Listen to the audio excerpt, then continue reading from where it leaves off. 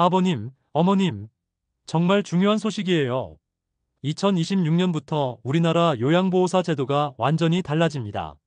지금 요양보호사로 일하고 계시거나 앞으로 요양보호사가 되실 계획이신 분들, 그리고 부모님이나 가족분들을 위해 요양보호 서비스를 알아보고 계신 분들이라면 반드시 알아두셔야 할 내용입니다.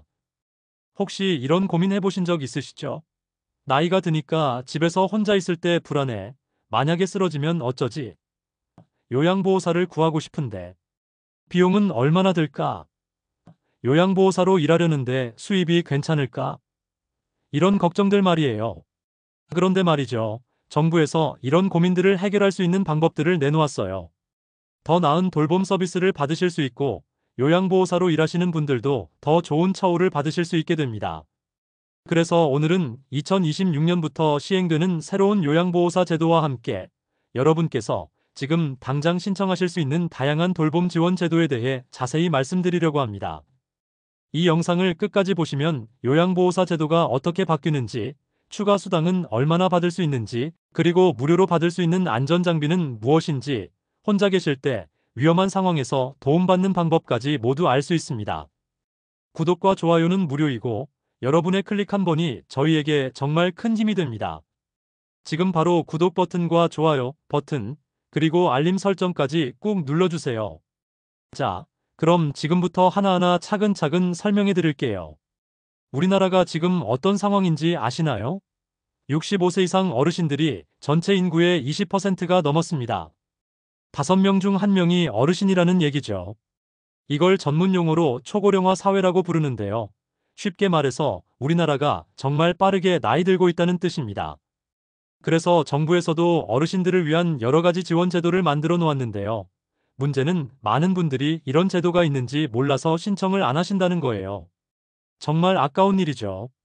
받을 수 있는 혜택인데 모른다는 이유만으로 못 받으시면 얼마나 억울하겠어요? 제가 아는 분 중에 김순자 할머니라는 분이 계세요. 올해 72세이신데 혼자 사세요.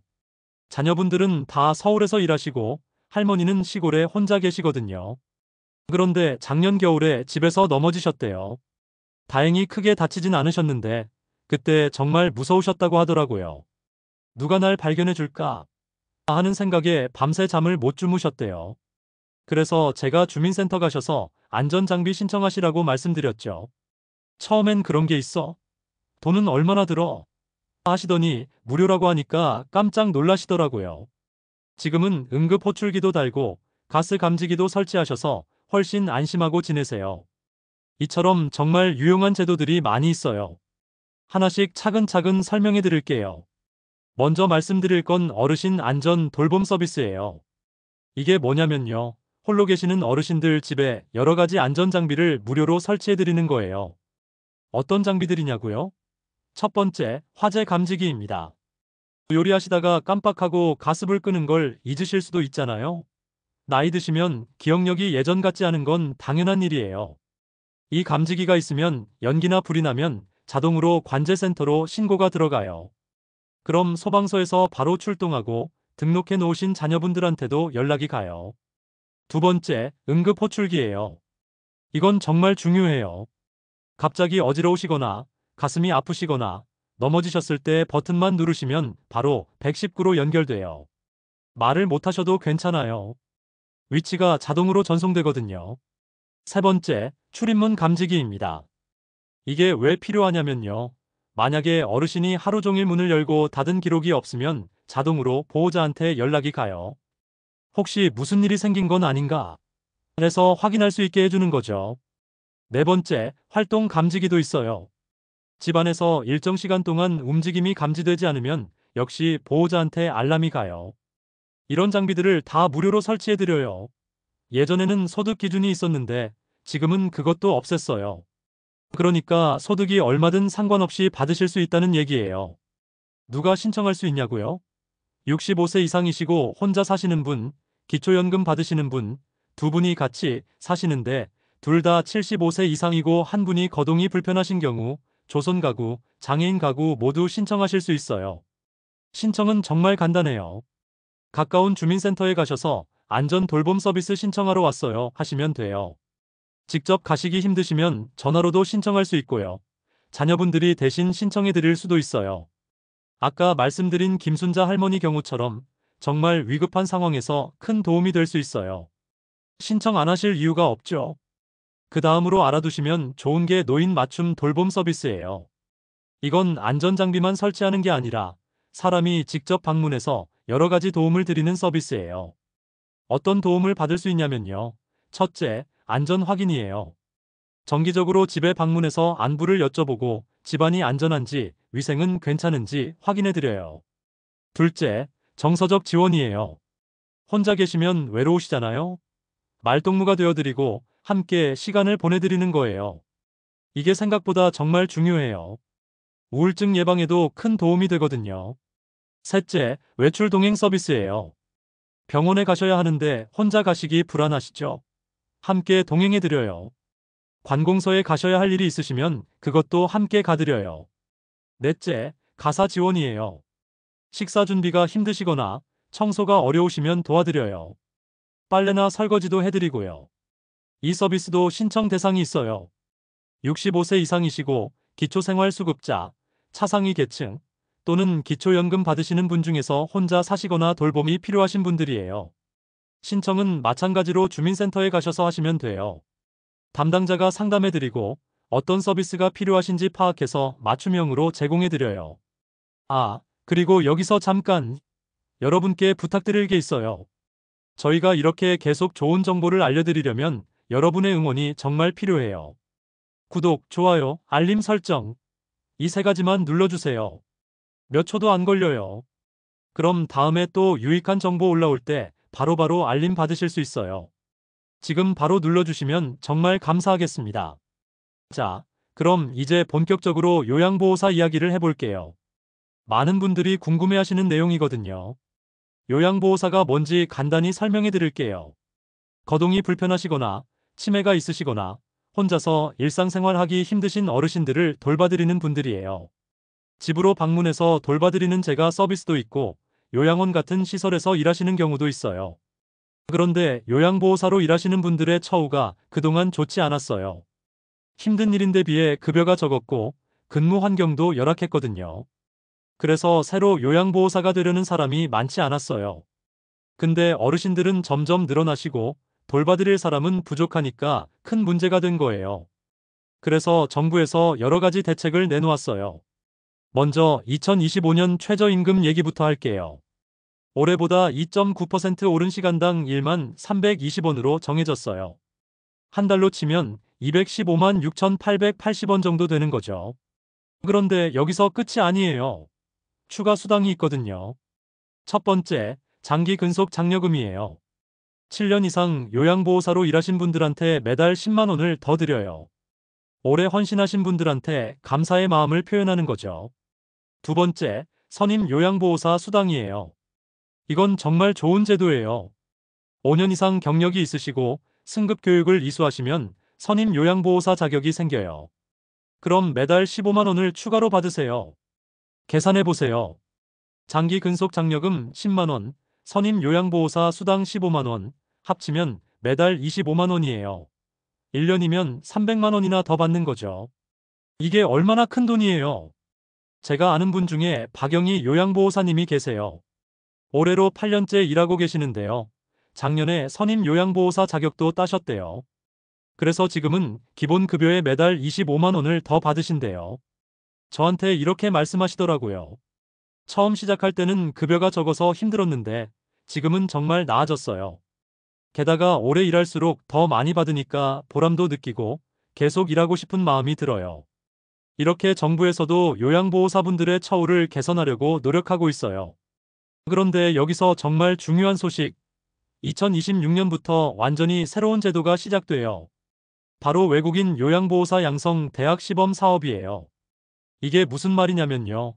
우리나라에 있는 24개 대학에서 외국인 유학생들한테 요양보호사 교육을 시키는 거예요. 그냥 간단한 교육이 아니라 2년 동안 제대로 된 학위 과정을 밟게 해요.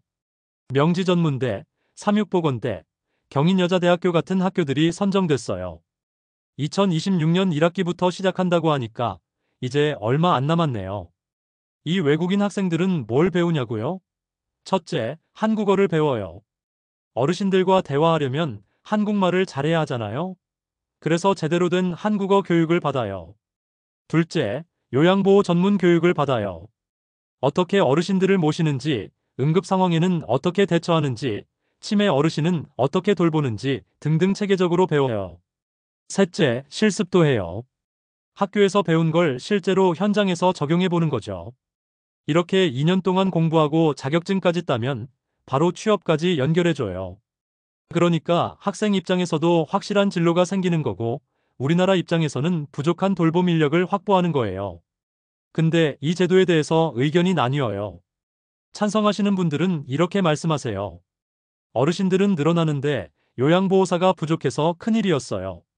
전문 교육받은 외국인 요양보호사들이 오면 돌봄 서비스 질도 좋아지고 어르신들도 더 나은 케어를 받으실 수 있잖아요. 반대하시는 분들은 걱정을 하세요. 우리나라 요양보호사들 일자리는 어떻게 되나요? 외국인들이 오면 임금이 떨어지는 거 아닌가요? 의사소통은 제대로 되나요? 둘 다 일리 있는 말씀이에요. 제 생각에는요, 이렇게 보면 어떨까 싶어요. 요양보호사가 정말 많이 부족한 건 사실이에요. 지금도 요양보호사 구하기 힘들어서 고생하시는 가족분들 많거든요. 그리고 외국인이라고 해서 무조건 나쁜 건 아니에요.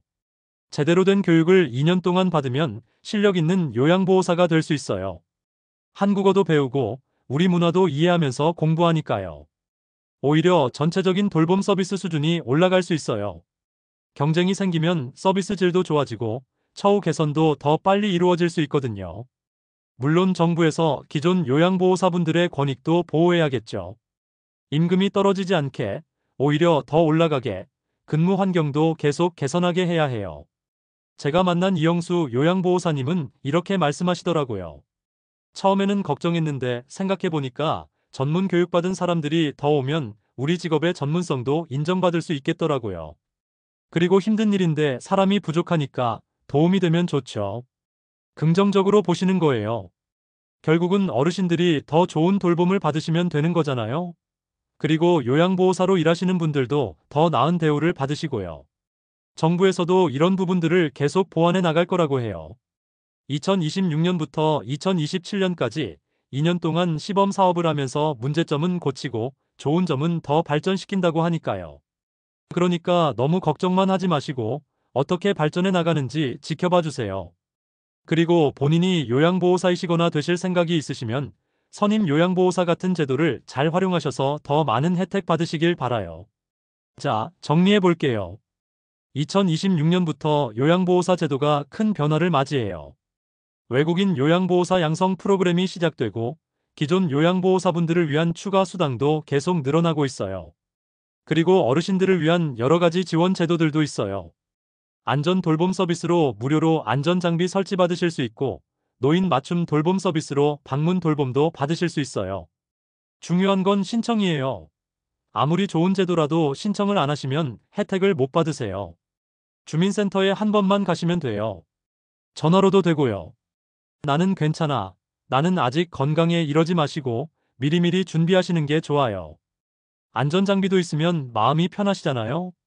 그리고 자녀분들, 특히 부모님 걱정되시는 분들, 부모님 대신 신청해 드릴 수도 있어요. 주말에 시간 내셔서 주민센터 한번 같이 가시면 돼요. 부모님 혼자 가시기 힘드시면 대신 가서 신청해 드려도 돼요. 우리나라가 빠르게 고령화되면서 이런 제도들이 앞으로 더 많이 생길 거예요. 정부에서도 계속 신경 쓰고 있고요. 그러니까 이런 정보들을 놓치지 마세요.